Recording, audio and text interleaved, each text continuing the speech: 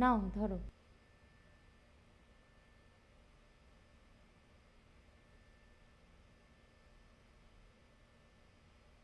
চাকরিটা মনে হয় আর করা যাবে না।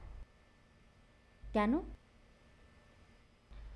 ম্যাডাম, মানে ওই বস আমার পিছনে লেগেছে। উনি না বিবাহিত? তাতে কি?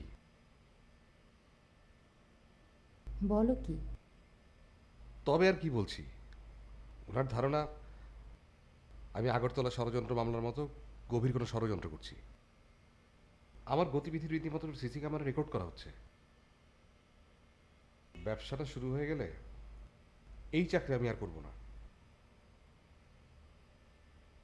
তা বটে, আমিও আর করব না। কিন্তু আবার কিন্তু কি? না, ব্যবসা শুরু করতে মিনিমাম 3 লাখ টাকা যে লাগবে সেটা কোথা থেকে জোগাড় করবো বুঝতে পারছি না। তুমি সেটা নিয়ে চিন্তা করো না, আমি ব্যবস্থা করব। তুমি যাও, শুয়ে পড়ো। সকালে তো আবার বাদর ঝুলা হয়ে অফিসে যেতে হবে। আসো, দেরি করো না।